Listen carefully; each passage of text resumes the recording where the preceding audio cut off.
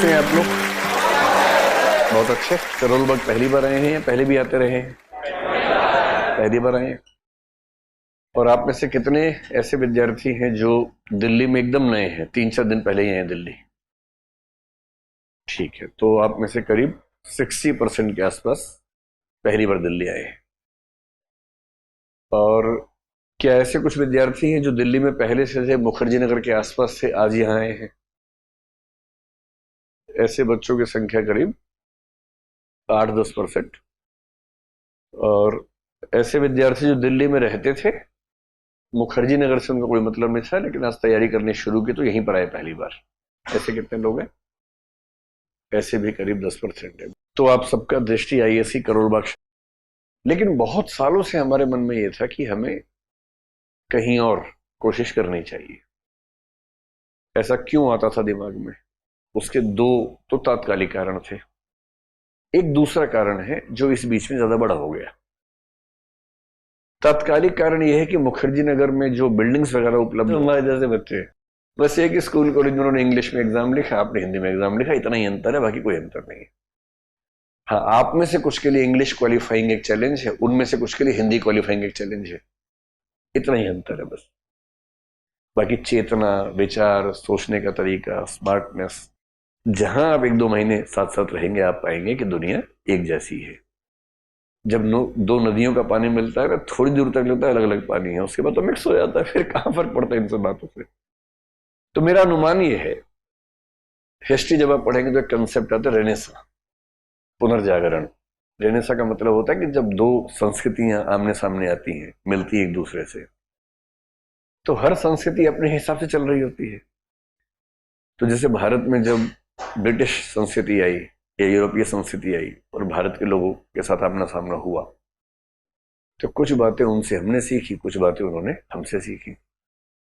हमने शायद उनसे ये सीखा कि आधुनिक शिक्षा क्या होती है, हमने उनसे ये सीखा कि आधुनिक काल में लोकतंत्र, समानता, स्वाधीनता, न्याय के मूल्य क्या है।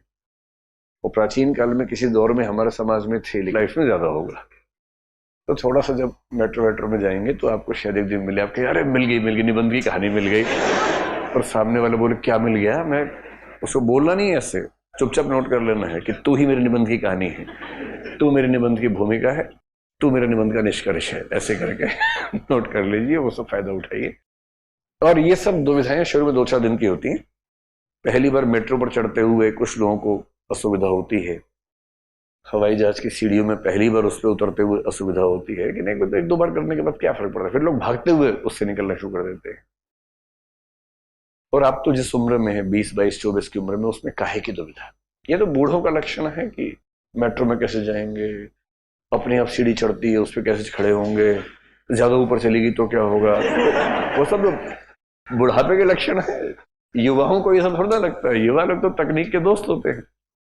तो कुल मिला के मेरा कहना यह है कि जिंदगी में नई चीजों को उत्साह के साथ स्वीकार करना चाहिए और उनका आनंद लेना चाहिए। हर बात पे मरियल और मनहूस बन के जीने में मजा नहीं है। मजा है नएपन को उत्साह के साथ लेने में। और मेरा ख्याल है कि आप उसी मूड में हैं, इसीलिए आप इस क्लास में आज। मैंने कहा कि देखो भाई, अगर मजबूरी हुई तो मान के चलना कि पूरी राजधानी बदलेंगे एक दिन में, और मोहम्मद बिन तुगलक की तरह से लेके चलेंगे दिल्ली से देवगिरी की यात्रा करनी होगी, दौलताबाद चलेंगे। तो बच्चे खैर उसके लिए तैयारी हैं कि अगर ऐसा कुछ होगा तो चलेंगे ही चलेंगे।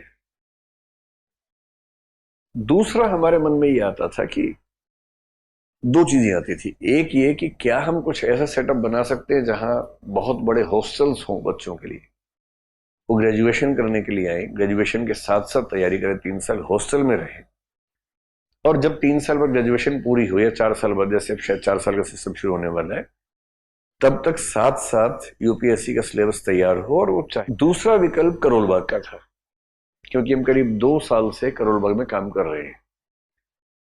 शुरू करना था हमें मार्च 2020 में, लेकिन उसी महीने की शुरुआत में कोविड आ गया, तो 1-1.5 साल हम लेट हो गए। तो सितंबर 2021 में यहाँ पहली क्लास हुई, इसी क्लासरूम में हुई थी वो क्लास भी। तो भी ये तय है कि 1000 में से कम 500, 600, 700 सिलेक्शंस करोल बाग से ही होते हैं, अंग्रेजी माध्यम वाले। हमारा इंग्लिश का मॉक इंटरव्यू इसी बिल्डिंग में होता है, और वहाँ जब हम बैठते हैं, मैं तो कम बैठता हूँ इंग्लिश वाले में, कभी कभी बैठ पाता हूँ, पर एक जनरल हम ट्रेंड देखते हैं कि जो सिलेक्शंस की आवृत्ति है, अनुपात है, यहाँ से बहुत ज्यादा है। तो अब तक अप्रोच ये थी कि हिंदी की दुनिया अलग है, अंग्रेजी की दुनिया अलग है, और ये दुनियाएं एक होती थी मसूरी जाने के बाद। हम आज के लोगों से मिलेंगे नहीं, बातचीत नहीं करेंगे, तब तक कैसे समझेंगे कि वो हमसे बेहतर हैं या हम उनसे बेहतर हैं। और ऐसे मामलों में होता क्या है कि कुछ मामलों में वो हमसे बेहतर होते हैं, कुछ में हम उनसे बेहतर होते हैं। टूट कर मेहनत करने के मामले में शायद हिंदी माध्यम के बच्चे ज्यादा बेहतर साबित हों, मिलना होगा वो अंग्रेजी माध्यम के। और अंग्रेजी माध्यम के बच्चे भी ऐसे ही होते हैं आप जैसे ही, एकदम रत्ती भर अंतर नहीं होता है।